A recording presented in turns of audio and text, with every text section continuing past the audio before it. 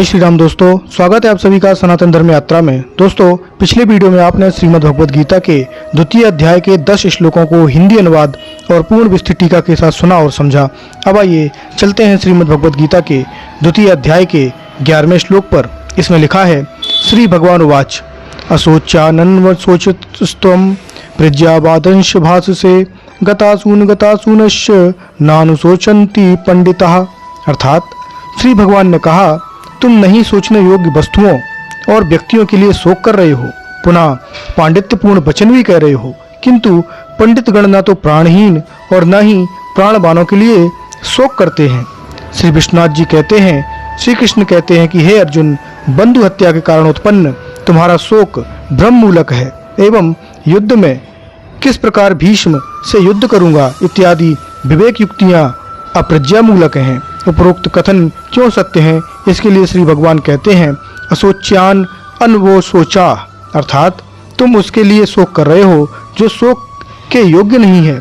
श्री कृष्ण और भी कहते हैं कि मेरे द्वारा प्रबोध दिए जाने पर तुम जो कथम भीष्मः शंखे इत्यादि वाक्यों के द्वारा प्रज्ञावादान अर्थात प्रज्ञा रहने पर भी जो वाद या वितर्क कर रहे हो, इससे यह सिद्ध होता है कि तुम्हें प्रज्ञा है ही नहीं, क्योंकि जो पंडितगण प्रज्ञावान होते हैं वे गतासून अर्थात जिनसे अशु प्राण निर्गत हो चुके हों उन स्थूल देहों के प्रति शोक नहीं करते, क्योंकि वे नश्वर भावयुक्त होते हैं।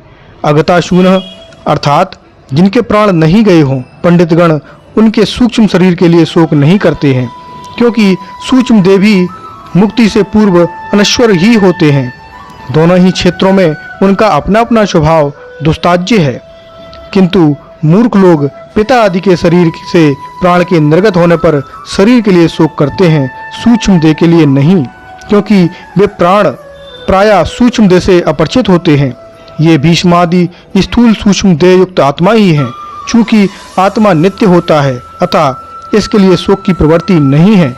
अतः पूर्व में तुम जो अर्थशास्त्र से धर्मशास्त्र को बलवान बता रहे थे, वहाँ मेरी युक्ति है कि ज्ञान शास्त्र धर्मशास्त्र से भी अधिक बलवान होता है। सच्चिदानंद परम तत्व के केवल तथस्थता शक्ति युक्त अशंका नाम जीवात्मा अथवा जीव है। यह स्वरूपता अणु चैतन्य है। इसका नित्य एवं स्वाभाविक धर्म भगत सेवा है। जो जीव दो प्रकार का होता है, मुक्त तथा बद्ध। मुक्त जीव सदा सर्वदा भगवत धाम में भगवत सेवा में संलग्न रहते हैं, इनका कभी भी पतन नहीं होता। दूसरे बद्ध जीव अनादिकाल से भगवत सेवा भूलकर प्राकृत स्थूल और लिंग शरीरों के द्वारा आच्छादित होकर इस मायिक संसार में दंड स्वरूप त्रितापों का भोग कर रहे हैं। स्थूल शरीर बद्ध जीवों का प्राकृत स्थूल शरीर क्षिति जल पावक समीर एवं व्योम इन पंच महाभूतों से गठित नश्वर और विनाशी होता है। मृत्यु के बाद ही जीवों का यह स्थूल शरीर परिवर्तित हो जाता है। जन्म के साथ साथ मृत्यु भी अवश्य ही होती है। आजकल अथवा वर्षों में प्राणी मात्र की मृत्यु असंभावी है। सूक्ष्म या लिंग शरीर जीव के शुद्ध स्वरूप को आच्छादित करने वाले मन बुद्धि अहंकारात्मक जीव उपाधि का नाम सूक्ष्म शरीर है। प्रत्येक जन्म में नए स्थूल शरीर की प्राप्ति होती है एवं मृत्यु के समय इसका विनाश हो जाता है, किंतु सूक्ष्म शरीर का ऐसा नहीं होता। यह अनादिकाल से कृष्ण स्वरूप की विस्मृति के कारण जीव स्वरूप को आच्छादित किए हुए है। यह सूक्ष्म शरीर ज्ञान योग तपस्या वेद पाठ ध्यान आदि द्वारा भगवत स्मृति होने पर भी दूर नहीं होता है। केवल भगवत भक्ति के साधन द्वारा भगवत स्मृति होने पर ही इसका विनाश होता है। उस समय जीव अपने शुद्ध स्वरूप में प्रतिष्ठित होता है। यह स्पष्ट होता है कि लिंग देह के अनादि होने पर भी भगवत विस्मृति से उसकी प्राप्ति एवं भगवत स्मृति से उसका विनाश होता है। इसलिए आत्म तत्वविद आत्मा को अजरमर और नित्य जानकर स्थूल शरीर के विनाश से विचलित नहीं होते, उसके लिए शोक नहीं करते।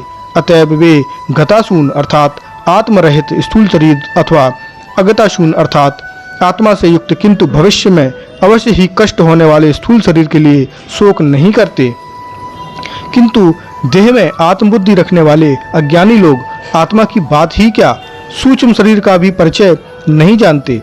वे आत्मा से युक्त स्थूल शरीर को ही पिता पुत्र भाई बंधु समझते हैं तथा उस शरीर से आत्मा के निकल जाने पर पिता पुत्र भाई बंधु की मृत्यु हो गई है, यह जानकर उस शरीर के लिए ही शोक करते हैं। तो दोस्तों, ये जानकारी आपको कैसी लगी कृपया कमेंट बॉक्स में अवश्य बताइए। बने रहिए सनातन धर्म यात्रा के साथ और लेते रहिए रोचक एवं धार्मिक जानकारियां प्रमाणों के साथ। धन्यवाद। जय श्री राम।